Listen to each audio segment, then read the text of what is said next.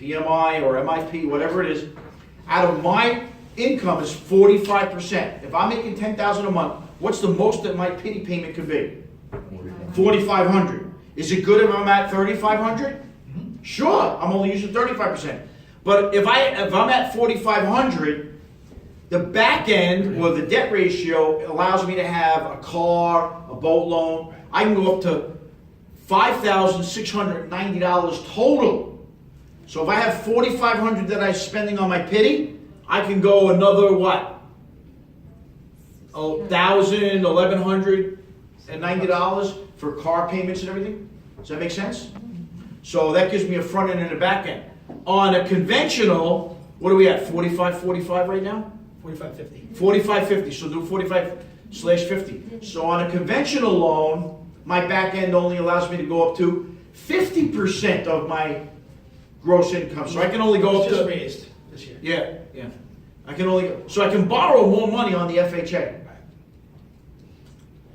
Don't try to remember all this stuff. You guys are not going to be. By the way, how many people want to be loan officers after this class now? I just want to win your dollar, that's all I'm caring about. No, you want to win his dollar. All right. She already got it. All right. There's one more there. Most big banks, FHA also will only go to 50. So Yep. that's why that's really that 6.9, almost 7% is really the reason why you would take your first time home buyers to a bank like us rather than Chase or Wells. We're a mortgage banker. They're a big bank. They do all kinds of stuff, and they try not to get involved in every kind of loan because they don't have the people to handle everything and the knowledge.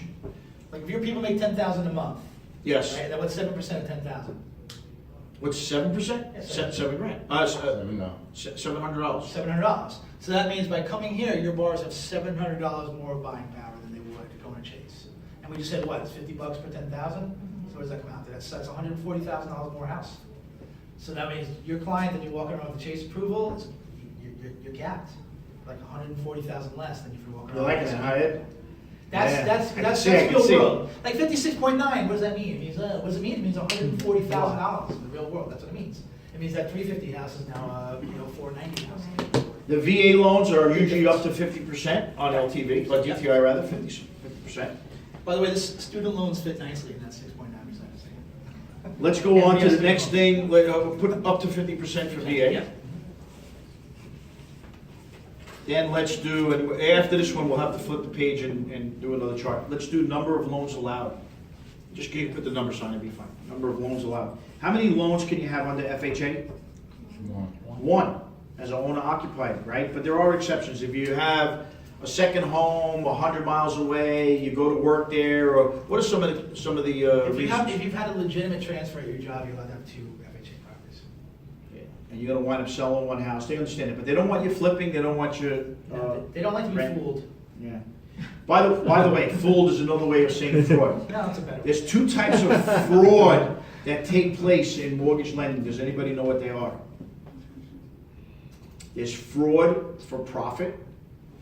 So we get together, we decide we're going to go ahead and do a scheme. We'll get an appraiser that we know that'll be in on it. So the 4 of us will go ahead and do a scheme somewhere. So we'll make $1 million and we'll split it up. That's fraud for profit. Then the other one is fraud for housing. So you want to get into a house, you and your husband, but maybe you don't. You put in falsified documentation. That's fraud for housing. You're now living in a house that you fraudulently got into. Both of them will put you in jail. We do a lot of documentation behind, verification of deposit, verification of employment. We verify everything, we look at everything, we get appraisal reports, we do FHA CAVERS numbers, FHA CHUMS numbers. We look at everything to find out student loans that you have, we find out who you dated in high school. We know everything. Just telling you. All right, let's continue on. All right, Raise your right hand, John. raise your right hand, John, right? I want to see your date.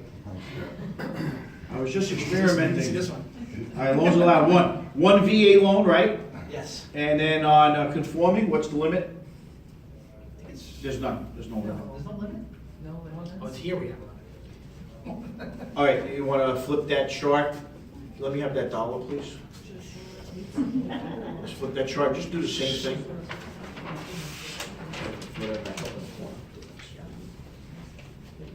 Okay, owner occupancy requirements. What do you think it is for FHA? Yes. Yes. Yes, they want you to be, but can we have anybody that is a non-owner, person, on the loan? Probably. Why? John, why don't you fill them in? Do you want Anthony to talk at all? I don't know why. No, I'm just Yeah, asking well, you. yeah. No, he's doing a great job, right? All right, good. John, tell us about the non-owner occupied co-borrower on FHA loan. What is that and how does that work? You can have a non-occupied co-borrower on an FHA loan. The problem is it limits you a little bit as far as down payment, as far as what you have to have, as far as what's in your own funds and what isn't. And the other person's, where they live has to be calculated in also. So if grandma's getting $8,000 a month in income from her retirement and Social Security, and you know, she's got a small house and everything, and she's good, she's got good credit, whatever. I'm moving into a house with my wife, and I could use a cosigner on there. She doesn't have to live with us. No, she doesn't have But to she live. can cosign on that loan? Yes, but speak to your loan officer because there are caveats and quid pro quos, and it does limit you in other ways. So yes, so the short answer is yes, but talk to your loan officer about that. I want to write one more thing on here that he The doesn't. cool thing about FHA, when you're purchasing a multifamily property, you can use the proposed That's right, rentals to qualify. So you don't necessarily need them to be. Just make it Actually, they will take the market rents off the appraisers, on the appraisal. And honestly, you guys are realtors, you should be meeting the appraiser there and selling that market rent. Better wait it off. So the rental comps, you're gonna provide the rental comps to the appraiser. All right, so But it's let's gotta be see. cool when you're talking about qualifying, because then you have 3 rentals coming in. As Doug was telling you about the calculations, you add those 3 rentals on top, then do your calculations, it's a lot easier to qualify. Yes, question. No, that's not right, is it? Isn't it owner occupied, not non-owner? You can have a non-owner occupancy. You have to be a Co-borrower. co-borrower. Sorry. So I own the property, but I can have you co-sign on the loan for me as a, because your income is gonna help me to qualify for that loan. So the answer is it has to be owner occupied, but a non-owner occupied co-borrower. That's what we're talking about. Yes, question. In this scenario of someone getting divorced, and let's say the mother doesn't work, but in the divorce, they sell the house, it's $1 million, they get 500. Can she apply for a mortgage if she doesn't work or she has the cash in the bank? It would have to be a lot of cash. There's 2 ways to qualify off of solely a big pile of cash. One is called asset depletion, which is very basic. You're literally taking 70% of assets, you're dividing the monthly payment by, divided by 360, and you're telling them this is what you have. So that's just basically, this is when the money's gonna run out if you're using it for the mortgage. There's asset dissipation, which is a completely different formula. It's, you have like $1 million in the bank, and it's a very arcane formula, but it does provide a set number of income. So if you show me the assets, I can tell you exactly how much they'll qualify for. But typically in that situation, they can get alimony anyway, right? Or some kind of child support or something like that. You can use that. Maybe. All right, so let's go further on, and I like the scenario. So let's talk about this for a second. There are 2 main pillars in borrowing. Are there a couple people that were sitting back there before that are not there, or are you guys using those chairs? I thought there's a couple people sitting there. The sign-out sheet is coming around. Please sign out. There you go. So here's what happens in lending. There's 2 things. One is the income or the cash flow that they have. I want you guys to think of that as a person's ability to repay the loan. You with me? So somebody could be making $20,000 a month in income. Can they afford a $500,000 loan with a $3,000 a month payment? They can, right? But they have to be coupled with their credit report, which is their willingness to repay. So they could have all this money coming in, but they could have a credit score of 11. Are we giving them a loan? Yeah. No, they're making the money, they have the ability to repay, but they don't have the willingness to repay. And if they're not paying other people, they're not paying us, we're not making a loan. Are you with me? Other scenario is you got somebody that's working at McDonald's making $20,000 a year for the past 5 years. They have a JCPenney charge card and a Macy's charge card for $500 balance, and they pay it all the time. They buy shoes and clothes, and they pay it. They have a credit score of 800. Are we making them a loan of $500,000 with a $3,000 a month payment? Don't help them. Sorry. Of course not. Why not? Someone's gonna prove They that.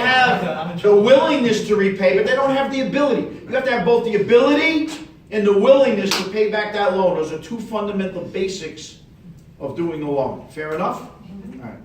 As they say, lending money is easy. It's getting it back. It's hard. Talk to my Uncle Tony Bag of Donuts. It's very easy to get the money back. All right. So on VA loans, it has to be owner occupied, Yes. and for conventional loans, we can do both owner and we can do investment properties. Do investment properties carry a higher interest rate? Yeah. They do a lot, because if you and your wife have a house here and you're renting out the house you own next door, if things get really tight and you stop paying on a lot of things as you go up the chain, getting her nails done, she's out, no more going out to dinner, no more golf every week. Then it comes to the credit cards and maybe the car, you're gonna go up the chain. Comes down to your house or the house next door. Which house are you gonna stop paying on first? The next door. So, wait a minute, you're my brother. You're throwing me out.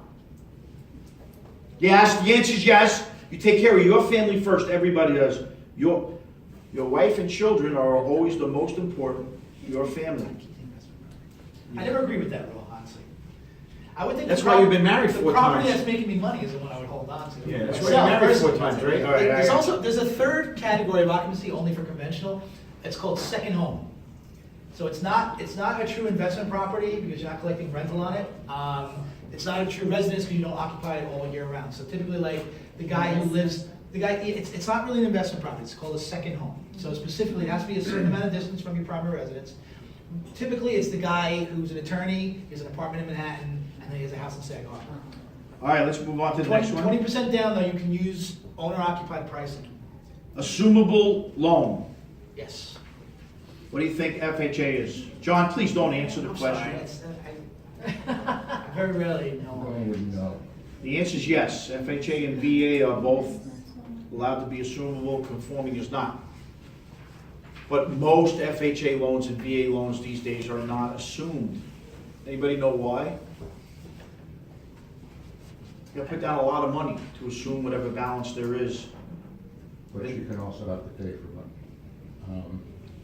No fees. You have to be, no, you gotta be qualified too. In the old days, it used to be no qualifications, no nothing.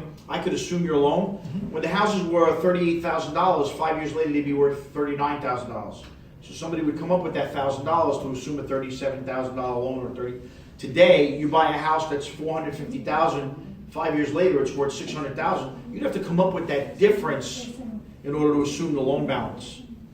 So most people can't do that. That's why they get a whole new loan. Make sense? Okay, conventional, the answer is no. Yes. What? Assuming loan is a yes or no? Yes on FHA, yes on VA, assumable. But nobody does it. Nobody assumes them. If the rates continue to go up, people will do it though. When the rates go to 10% again, That might you're happen. selling your house at a 3.5% interest rate? But you have to have the cash to make up the Someone's difference gonna between what the wanna loan assume. balances and sale price. Okay, credit. There's a lot on credit. We're not gonna talk about that too much. Most of the time, you have to be anywhere from 2 to 4 years outside of discharge bankruptcy in order to purchase another house. Yes. All right? And don't worry about anything else on there. We'll do something with credit score. Oh, put credit score. So what's the minimum credit score for FHA? Talked about it earlier. 580. Don't worry, we can go a little bit low, but 580 is where we want to be. We have one going on right now at 589. What is it for VA? I don't know. It's right around the same? Yeah, same thing. It's the same kind of, Yes. It's a And story that what about conventional? 620.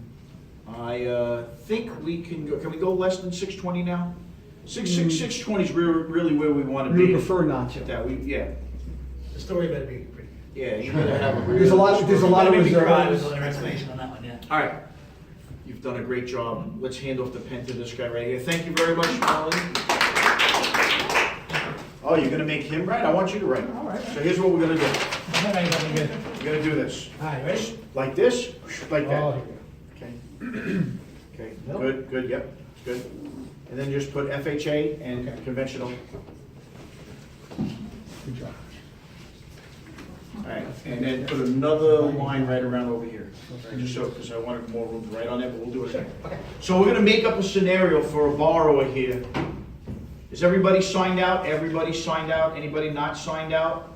Let me take a look, You sign out, Kim? quick. Oh, it looks like Roya and Patricia are not signed out. No credit for them. Okay, so please pass, oops, sorry about that, my apologies. All right, so here's what we're gonna Congratulations, by the do. way. We're gonna go ahead and make up a scenario for somebody that's buying a house to see whether, how the conventional and the FHA work together. Right. Anthony, do you have your mortgage calculator with you? Good, excellent. All right, so here's what we're gonna do. We're gonna go ahead and make up something that we're gonna do the same loan on. Somebody give me the value of the house. 500,000, so just put it in there somewhere. Anywhere that you could write it in here is fine. $500,000 value of the house. Okay, just good enough. Somebody tell me, do like this here, like this. I've got the husband and the wife. Okay. Somebody tell me, give me the 3 scores, Oh, jeez. credit scores for the husband. 700. Go ahead. 720. 720? 725, okay. Give me 3 scores for the wife. 630. 630? 80. 80, 680. Okay, what else? 7. I'm 730. All right, so this 630 was supposed to be 680, but let's leave it at 630, 680, 700. Fair enough? Okay, good. Don't help. That never happened. Which credit score would we use? The middle one. The middle one. The middle one, so I see 720 in the middle over here. That the one we're using? The lowest one. 680. No, middle one. Oh, there's a lot of different answers here. Only one answer is I correct. always heard it's the middle. It's the middle one, so 720? Yes. Okay, you want to put $1 on your answer? No more to go. They got you figured out, guys. Anybody else want to take a You're guess? playing with house money. Play with the cards, these guys. Come on, put your up. Anybody else? What score for the husband or wife? We're going to use one score. I'm going to help you out there. One score. Which score will we use? Oh, one score for both of them? Yes? I'm telling you, I'm giving you part of the answer. We're using one score for both of them. Which one of these 6 scores are we going to use? For which one? Which doesn't matter. We're just going Doesn't to... matter. Right. Maybe the 631? Maybe the 630, maybe? 6. No, I use the highest. I'm going with 725. You're going with 725? Dollar? Hello. The lowest one then. The lowest The one? lowest one. 630? Yeah. Woo! You guys are all over the board. Mr. Ada, would you please tell them what score we use and why? 680. You use the lower middle score of the 2 borrowers on a loan. Say that again? The lower middle score of the 2 borrowers on a loan, you take the lower middle. So how, first of all, John, how do we figure out what the middle score is? Because you fell in the middle of the page? Yeah. No, the actual number, right. You don't usually get them in order like this, so it's kind of really worked out, but like, yes. The middle score using the numeric. So we throw out the lowest score, we throw out the highest score, we use the one that's in the middle. That's how we do it. And so you do it for the borrower and co-borrower. In this case, it's a husband and wife. But John and I could be buying a house together, right, as an investment. My middle score is 750, his middle score is 720. They're gonna go off to 720. But which bathroom do you guys use? 740. But why do you You're want gonna to use it not give first. the best score? Why do we not want to give the best score? Because the Yeah. best score would give the lowest interest rate, right? Isn't everything based on risk? Yes. Years ago, we used to use the middle score of the person that made more money. Most money, yes. So if the wife was making a lot more money than the husband in this case, we would use her middle score. If the husband was making more money, we would use his middle score. They did away with all of that, yes? We also used to use the 725. We did. But it might come around again. You'll find a lender that'll do it. They change things all the time. All right, fair enough? So, excellent. So, same thing, husband and wife, little chart like that. Okay. How much does the husband make every year? What's he earn for a year? 90,000. 90,000 for the husband. What does the wife make? 65. 65,000. Why the wife is making I just threw out a little bit. Whoa. It's America. That's why. I have a question for you. Let's just throwing numbers out there. What's his first name, Mike? Mike, I have a question for you, Mike. Mike, how old are you? That's a problem. 25. That's why he doesn't know. He's not here. Mike, 25. so in this case, the wife makes 90,000 and the Yeah. husband makes 65,000. Yes.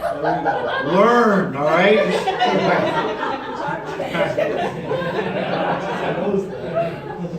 All right. Let's say I'm involved in this transaction, I'm making $200,000 a year, is that good? Now we gotta look at employment. What does he do for a living for $65,000 a year? What's his line of work? Give me Real estate agent. He's a real estate agent. So he makes $65,000 as a real estate agent. Yeah, remember, it's gonna be, yeah. So the wife is making $90,000. No, he's the real estate agent, he makes less. Okay. What does the wife do? Loan officer. Now, let me. He's a lumberjack. Yeah, lumberjack, right. Let's say I was making $200,000 a year. Is that pretty good to do a $500,000 loan? Yes. Well, what if my job, what if I was a street pharmacist? Excellent.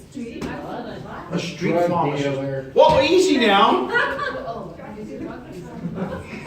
You guys have never heard of a street pharmacist before? I have pharmacists in my name. Yeah, I'm a drug dealer. That's money that's no good. So you want to make sure that you know what kind of work they do. We verify that stuff. So here we have income for her of $90,000. Call her nurse. Okay? She's got a pay stub coming in, right? With the real estate agent, we have to look back at 2 years tax returns and all that stuff. You with me? Yes. Let's go through that. We could say both their incomes are good. Okay. All right? What else do we need on there? How about how much money do they have in the bank? So how much do they have saved? Tell me. 300,000. They got 100,000 saved. Where's the money now? Who has it? Just put it in the bank. 100,000. Always the wife. They picked the wrong day to stop smoking. Well, if he has it, then hold that. And drinking. It's a joint account, $100,000. By the way, do you guys know what Susu money is? This is the account that he knows about. Yeah. You guys know what Susu money is? Susu money in certain ethnicities, it's called something different. It's when a group gets together, we got a treasurer. We do deals with Susu money or whatever it's called, but it really has to be scrutinized. That's where everybody in the family puts in $500 a month or $1,000 a month, 30 people. This $30,000 this month, $30,000 next month, you take out and use that as a down payment. We can do that, but it's called Susu money. In the Asian community, it's called something else, you know. Wait. What's it called? Wait. That's what it's called, yeah. So And also I forget the Susu? name. It's a wait is like a club. Yeah. Right? Yeah, They all wait every month. Can you spell the name for me in English? HUI maybe? Okay, so That's what you were thinking. Yeah. It's called, I think it's called the Gamad or something like that. Yeah. The Jewish version called the Gamad. Oh yeah, we heard that the other day in the class. Were you in the class when the guy said that? There was, yeah. Gamad? Isn't that like a girlfriend? No, he's thinking Italian with the girlfriend. That's That's the right, that's It's a different. totally different story. All right, Yeah. let's continue on. Is there anything missing from here to qualify to do something with an FHA or conventional loan? What else information would you need? They got $100,000 down payment. Are they first time home buyers, yes or no? Does it really matter in this case? Yeah, matters. Why would it matter? Tell me why. Well, if they're first time home buyers, that means they don't have a mortgage history typically, so I need rent history. Did they pay, do they cancel checks for rent? It's a big difference. Oh, interesting. Now, watch this on FHA. Do we use credit on all our loans? Pretty much, we got to do a credit report. What if somebody is living here for a couple of years, they came from another country, which a lot of people do. Typically, I did early on in my career, I did a lot of people from the Caribbean islands. They come up here, they live near Jamaica, they live near the airport. I'm in Merrick, Long Island, and we do deals for them. The husband could have been an architect in this country. He comes here, he can't use his architectural license. Smart guy. He's driving a black limousine. Well, Uber wasn't around 20 years ago, but yes. He's making $1,000 a week. What did most of the women do for a living from the Caribbean back in the 70s and 80s and 90s? They were street pharmacists. No, they weren't street pharmacists. They were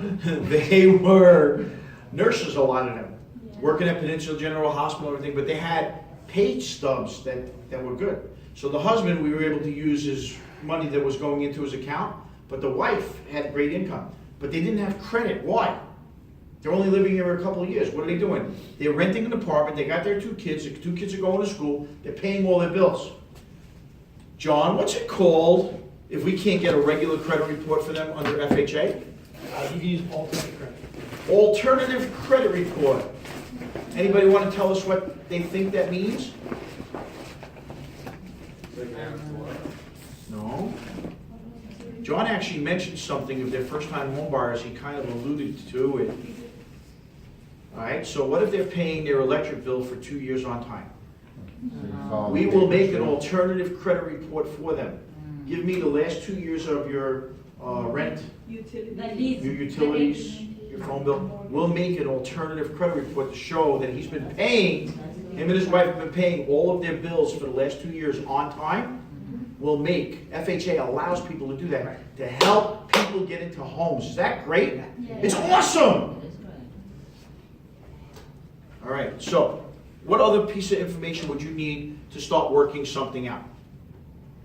I mean. We'll add in tax and insurance later. Are What we type pretty of good? property? How about debt to income? So one family, oh, debt to income, we're gonna work on that, because we have their income. So, Anthony, sir, Yes, sir. here's the things I'd like you to work on. First of all, they make $155,000 together. Divide by 12, how much is that gonna come to a month? 11, 12,000, something like that? 12,000 is 144, so they're probably gonna be a 13 grand. 12,960. So let's call it 13,000 for sake of this class, fair enough? So 13,000 a month is their monthly income. Right. We can't figure out a debt to income ratio until we find out what their mortgage is gonna be, right? Now, what's the minimum they could put down on FHA home that's worth 500,000? 3.5%, which is 18, 19,000? So put down 18,000 as a down payment for FHA, which would give them a loan of, take 18,000 off of 500. 482. It would be a little bit more than that because we'd have to put in upfront mortgage insurance premium. But just let's do the 482 for sake of the class. Are we with me? Okay. So that's going to be the loan amount. Let's say we're going to do it at 5% interest rate, and we're going to do it for 30 years. Anthony, what's the principal and interest on 482, 5%, 30 years? We're not counting, this is FHA we're doing? Yeah, don't count the We're not gonna calculate 1.8%. that. 5%? 5%, 482, 30 years. 2587. 2587 is just the principal and interest on this loan. Are you with me? 2587. Don't be so specific, just kind of want you to get your idea. Now, what are we missing that the people would have to pay on this home? Closing costs. Now, forget about closing costs, because it's going to come out of their down payment, right? Mortgage and insurance? They got to pay taxes. What do you think taxes on a $500,000 home out here would be for the year? $9,000 a year, so that would be what, about $850 a month? 750, 800, round it up, 800. So do 800. What would it be for insurance? 200? You want to do $1,000 a year. So we're talking $150 a month? Yes. So $150 a month. Now we have to add mortgage insurance premium every month. Is that 0.08%? So 482 times 0.08% divided by 12? 334. $334 a month. That's PMI, right? Yeah, it's the same thing, but it's, for FHA, it's called mortgage insurance premium. It's similar, but it's not, It's the same it's called letters. MIP. Same purpose. Same thing. Right, okay, add that up. 2587, 950. 3871, let me double check. Yep. 3871. That's their pity payment on their house. Are you with me? Yes. Let's move over to the conventional side. Now, they have a 680 score that we're working with. Maybe they can get the 3% down, maybe not. Let's say that they're going to put down 10%. What's 10% on a $500,000 loan? 50,000. 50,000. So they're going to get a loan for 450,000. Okay. Now they could put more money down on the FHA if they wanted to, but I'm just going to show you some examples here. 450, 30 years, 5%, $2,400, something like that.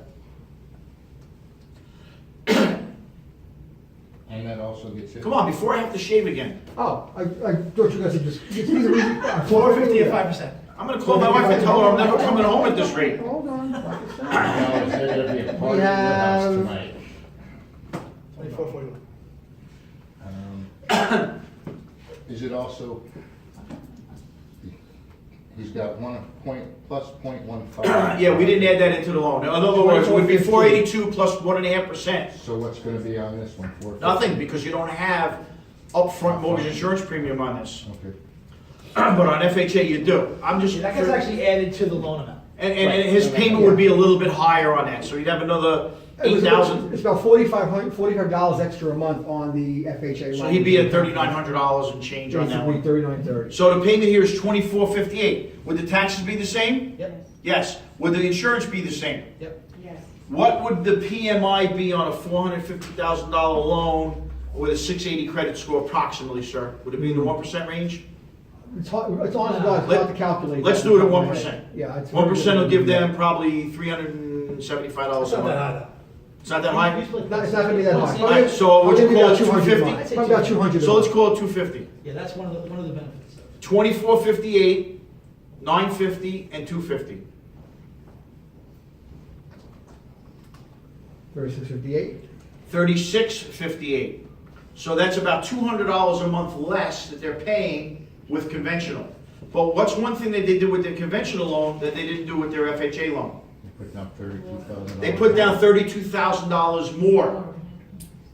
So what's your first name? That's not apples to apples. Roya? Yes. So Roya, you're gonna move into a house with your husband.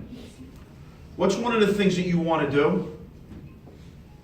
Buy furniture for the kids. IKEA, let's go.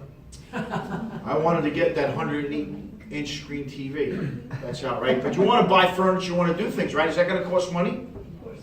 Do you have under the FHA loan, if you qualify for the 3875, do you have an additional $32,000 that you can do all that stuff with? Cash, you can go buy it cash instead of borrowing, right? Over here, you got less money. Would you like to have some money in the bank after you move into that house for a rainy day? By the way, are there closing costs that you might have to pay? Let's call it $15,000. So you do $15,000, it's costing you 15 and 18 is $33,000 out of your $100,000. Over here, it's costing you 65. You're left with 35,000. Are things getting a little tighter here? Yes. Yeah. Now you spend $20,000 on buying furniture, and then you got 10, 15,000 left in the bank. So your payment's a little bit lower, but if you qualify for both of these, this may be in your best interest. Even though this will drop off after 5 years, by 5 years later, your house might be worth more, and you'll go ahead and refinance it. So let's figure out what the debt-to-income ratio on the front end is. What we left out in this formula is how much do they have in debts, car payments, and everything. So how much monthly? Make up a number. 500, 1,000, 2,000. Give me a number. How much monthly? Car payments. Oh, you mean like